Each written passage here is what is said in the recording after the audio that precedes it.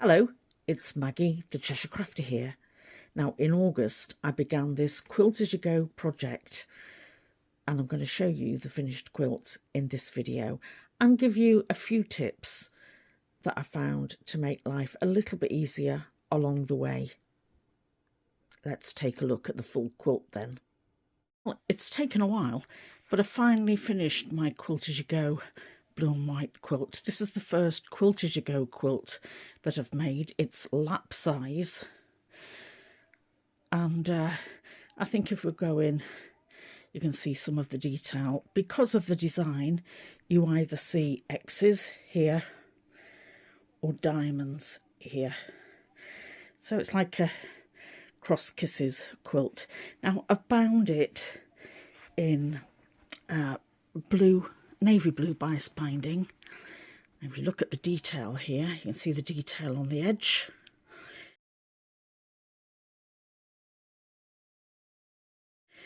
And if we look on the back, you can see the design. Sorry if I'm turning you a little bit giddy, but you can actually see the double-sided tram lines that I did to quilt on the reverse.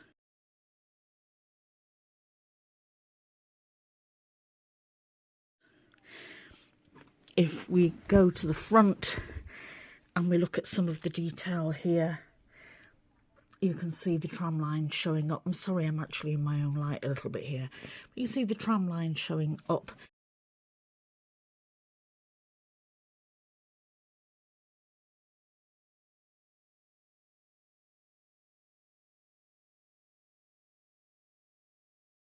This was all done from men's shirts, and appropriately it's going to a man. Now, one of my oldest male friends has been a lifelong Everton supporter, so this blue and white quilt is perfect for him, and it's perfect as a family heirloom for his children and his grandchildren.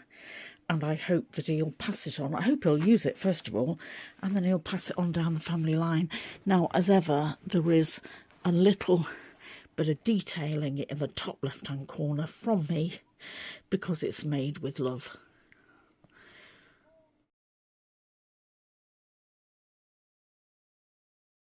I've made a few videos about the making of this Quilt As You Go quilt, and in particular some of the techniques that I found difficult and some tips of how to overcome them, and I've included those here as well. But go back and take a look at those, won't you?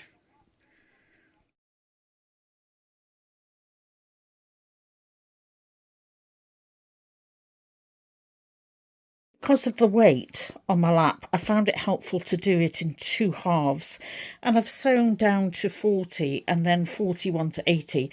Now it's time to join these two sections together, and again I'm using hemline tape here and here. The hemline fusible webbing, and I cut it in half lengthways.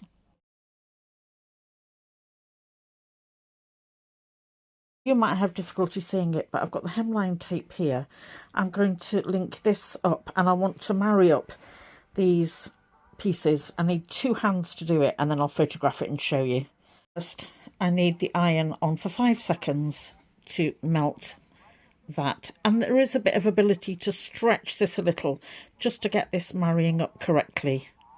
Hemline tape here before I turn over the seam and apply pressure with the iron.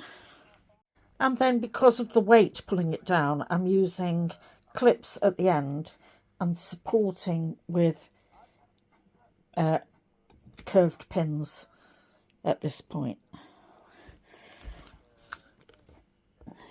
Sewing the sashing, I found it helpful to place an extra pin at points where there are pressure points so that the quilt doesn't pull too much in that area. And the other thing that I'm finding I'm needing are these little finger thimbles to stop calluses on my fingers, because they're getting quite painful. I'm getting little blisters and calluses. They're very cheap and they're self-adhesive, but they don't hinder your ability to sew.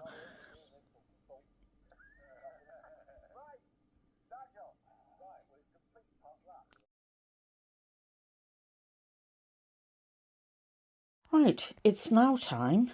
Now I've finished all the sashing, it's now time to take all the paper marks and pins out.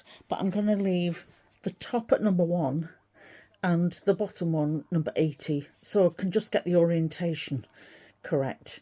And all I'm going to do now is add a trim on the edge.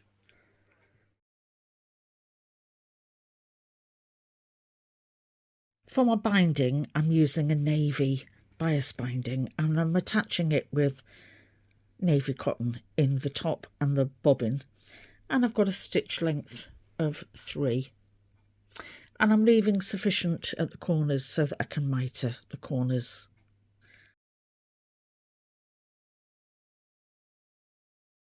And then, as usual, I hand finished the trim on the reverse.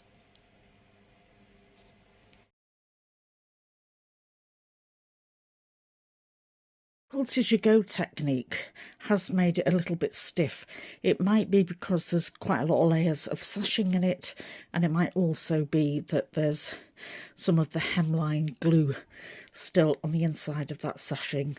So I'm going to make sure I wash it with the collar catchers to make sure that I don't end up with pale blue sashing or pale blue backing. I've really taken my time making this one. I started it in August. It's it's the end of November now, and I'm glad I finished it. I'm glad I persevered. Yeah, I think I like that. I hope you do. Let me know in the comments what you think. I've made an accompanying card with an explanation that this is a gift that I'd like to become an heirloom, and I've included washing instructions with that. And I'll include some of the colour catchers with instructions on how to use those, and put those inside the envelope. And I'll put these together inside the gift. For my first Quilt as you go attempt, I'm quite happy with that. It's not perfect, but neither am I. So, this is Maggie, the Cheshire Crafter. I've got more quilts to finish off to make as Christmas gifts, so come back and join me soon for that, won't you? For now, bye.